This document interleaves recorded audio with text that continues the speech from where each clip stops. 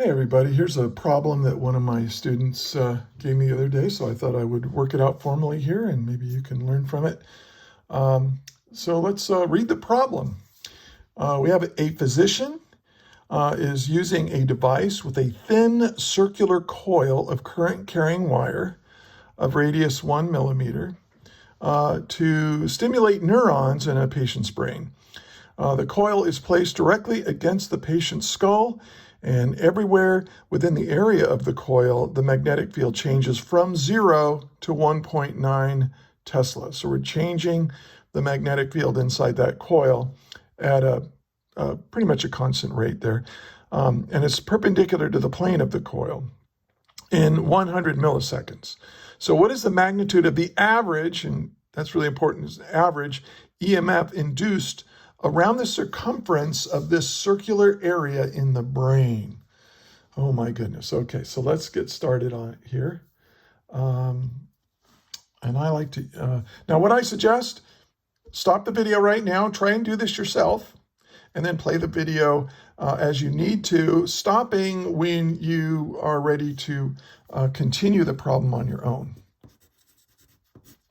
But let's do it ourselves right now. So we have a coil up against, so here's what I'm going to do. I'm going to draw the side of somebody's head.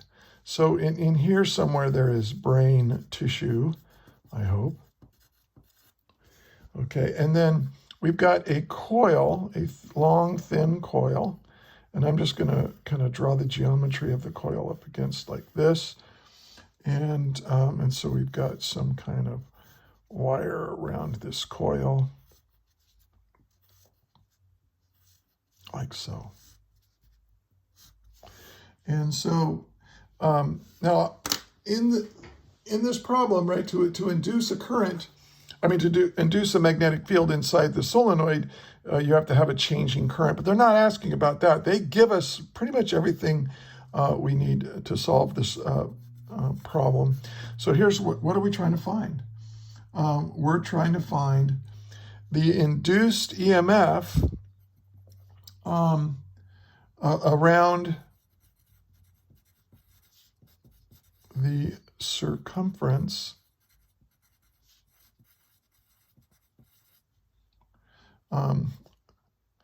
of the section of brain. I don't know, maybe I'm... Now let's kind of understand what that is. You see right here, like this is a circle, and so there's a circular part of the brain right here, and it's just going to match the circle of that. Now, the coil has a radius of, it says 1 millimeter. We'll have to change that to meters, obviously, later on. And let's see, what else do they give us? Okay, they tell us that that the initial magnetic field strength is 0, the initial, but they also tell us that the final strength of the magnetic field will be 1.90 Teslas, and the time it takes to do that is 100 milliseconds. Okay, and so if you have a rate of change of magnetic flux inside here, you're going to induce an EMF, a voltage around the loop around this circumference of the brain tissue, I suppose. Okay, so let's let me zoom out a little bit here. So let's solve this now.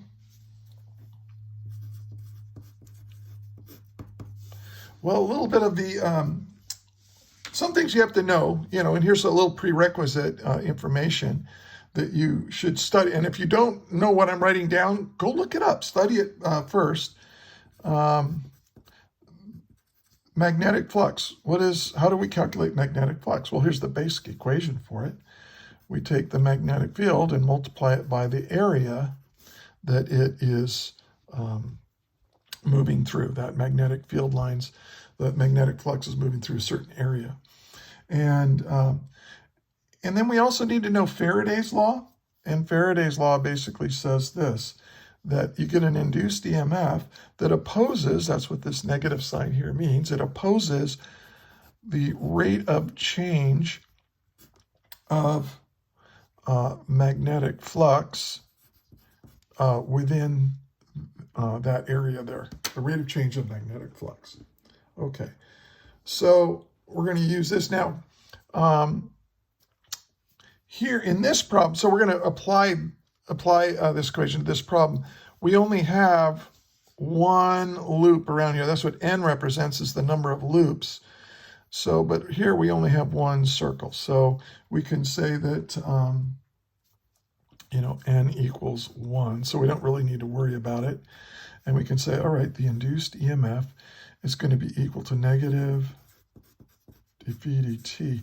But in this case, we're dealing with averages, right? We're not dealing with instantaneous rates of change. We're dealing with chunkiness. So instead of delta phi, we're going to, or phi, I can never remember if that's phi or phi.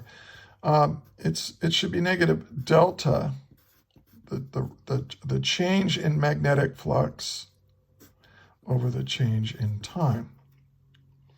And we know what the change in time is. It's 100 milliseconds. But we don't know what this is. We don't know what the change in magnetic flux is. So we can figure out what the magnetic flux is now by saying, well, the magnetic flux is going to be equal to magnetic field dotted with area. We can get rid of the integral stuff. Like I put the integral here to keep it all nice and official. But in a solenoid like this, a long, thin, ideal solenoid, you should look up solenoids. The magnetic field inside here is a uniform field. So if B comes out of the integral, if B is uniform over the area of the solenoid, the B will come out of the integral because it's a constant. B is constant inside that solenoid or inside that coil. And since it's a constant, it comes out, and then you have the sum of all the little dA's, and that comes out to be A. So I'm going to substitute that in here, and let's see if I can make that a little better. So I'm going to say, well, this is going to be equal to negative delta B dot A over delta T. Now, here's the thing. The area, which we'll calculate here in a second, the area stays constant. It's not changing with time, but B is changing with time. So really what we're going to do here is we're going to say this is delta B over delta T times A. And this is true because the area isn't changing. It is the magnetic field strength that's changing. And so now we can put this delta B as B initial, B final minus B initial, B final minus B initial. Well, what is that?